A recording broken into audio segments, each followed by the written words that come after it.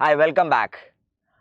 ഒന്നുകിൽ കുട്ടികളുടെ നെഞ്ചത്ത് അല്ലെങ്കിൽ സിലബസിന് പുറത്ത് എന്നുള്ളതായിരുന്നു കീം 2023 പല മാത്തമാറ്റിക്സ് ക്വസ്റ്റ്യനുകളുടെയും അവസ്ഥ.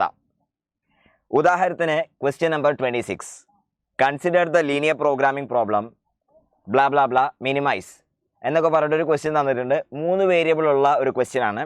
നമുക്കറിയാവുന്ന ഒരു കാര്യമാണ് 3 വേരിയബിൾ എന്ന് പറയുന്നത് സിലബസിൽ ഇല്ലാത്തൊരു കാര്യം തന്നെയാണ്.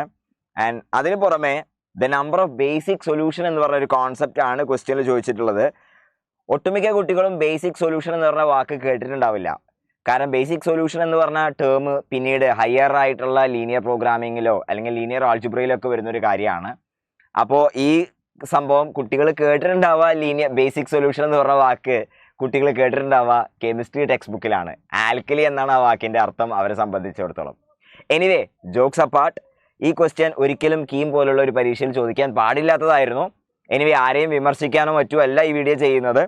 ഇത് ഒരു റെഫറൻസിന് വേണ്ടിയാണ്. മറ്റുള്ള ടീച്ചേഴ്സിനും അതുപോലെ സ്റ്റുഡൻസിനും അതുപോലെ സൊല്യൂഷൻ പ്രിപ്പയർ ചെയ്യുന്ന ബുക്സിൻ്റെ ഓതേഴ്സിനൊക്കെ വേണ്ടിയിട്ട് ഒരു റെഫറൻസ് എന്നുള്ള രീതിയിലാണ് ഈ വീഡിയോ നമ്മളിവിടെ ചെയ്യുന്നത്. അപ്പോൾ ഇവിടെ ബേസിക് സൊല്യൂഷൻ എന്നുകൊണ്ട് ഉദ്ദേശിക്കുന്നത് എന്താണെന്ന് വെച്ചാൽ, ഇവിടെ ഇത് 3 വേരിയബിൾ പ്രോബ്ലം ആണല്ലോ. 3 വേരിയബിൾ ആകുമ്പോൾ ഇത് ആക്ച്വലി ഇത് ഓരോന്നും ഓരോ പ്ലെയിനുകളെയാണ് റെപ്രസെൻറ്റ് ചെയ്യുന്നത്. ഇവിടെ ഒരു പ്ലെയിനാണ്, ഈ ഇനീക്വാലിറ്റിക്ക് വരും ഈക്വാലിറ്റി ആണെങ്കിൽ ഒരു പ്ലെയിൻ വരും, ഇതൊരു പ്ലെയിനാണ്. പിന്നെ ഇവിടെ 3 കോർഡിനേറ്റ് പ്ലെയിൻസ് ഉണ്ടാവും, 5 പ്ലെയിനുകളുണ്ട്. അപ്പോൾ ഈ ബൗണ്ടറി പ്ലെയിനുകൾ പോയി ഇൻ്റർസെക്റ്റ് ചെയ്ത് ഉണ്ടാക്കുന്ന ഒരു പോയിന്റ്, ആ പോയിന്റിനെയാണ് ബേസിക് സൊല്യൂഷൻ എന്നുകൊണ്ട് സിമ്പിളായിട്ട് പറഞ്ഞാൽ അർത്ഥം. ജിയോമെട്രിക്കൽ ഇൻഡ്യൂഷൻ, ആക്ച്വലി ആൾജിബ്രൈക്കലി അതിന് വേറെ ഡെഫിനേഷൻ കാര്യങ്ങളൊക്കെ ഉണ്ട്, അതിലേക്കൊന്നും നമ്മൾ പോകുന്നില്ല. അപ്പോൾ ബേസിക്കലി 5 പ്ലെയിനുകളുണ്ട്. 5 പ്ലെയിനുകളിൽ 3 എണ്ണം വെച്ച് ഇൻ്റർസെക്റ്റ് ചെയ്ത ഒരു പോയിന്റ് കിട്ടും. 3 എണ്ണം എടുത്ത് ഇൻ്റർസെക്റ്റ് ചെയ്ത ഓരോ പോയിന്റ്സ് കിട്ടും. അപ്പോൾ നമുക്ക് കിട്ടാൻ പോകുന്നത് 5C3 അഥവാ 5C2 എന്ന് പറഞ്ഞത് 5C3 ആണ് 5C2, 5 × 4 / 2 10 എന്ന് കിട്ടും.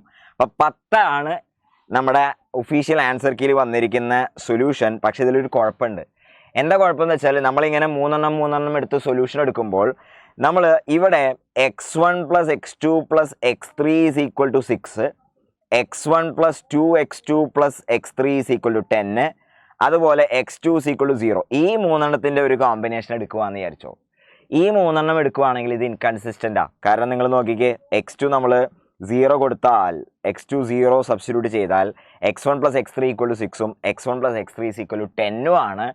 അപ്പോൾ അവിടെ എന്തില്ല, ഒരു പോയിന്റ് ഉണ്ടാക്കുന്നില്ല. അപ്പോൾ 10 എണ്ണമല്ല ഉണ്ടാവുക, 9 എണ്ണേ ഉണ്ടാവുള്ളൂ, ഒരെണ്ണം കുറവുണ്ടാവും. 10 എണ്ണം കിട്ടാനുള്ള കാരണം എന്ന് വെച്ചാൽ നമ്മൾ വരച്ചു നോക്കുക ചെയ്ത് നോക്കുകയൊന്നും ചെയ്തില്ല. വളരെ എളുപ്പത്തിൽ പറയാം, മാക്സിമം വരാൻ പോകുന്നത് 10 ആണ്. മാക്സിമം 10 എന്ന് പറയാൻ കാരണം എന്താ, 5 പ്ലെയിനുകളുണ്ട്.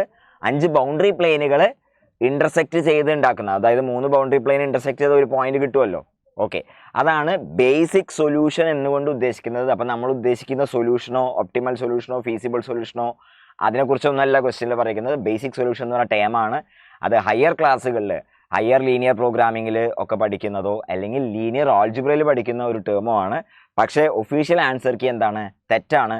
കറക്റ്റ് ആൻസർ വരേണ്ടത് 9 ആണ്. ഓക്കെ, അടുത്തൊരു വീഡിയോയിൽ കാണാം. See you, bye by.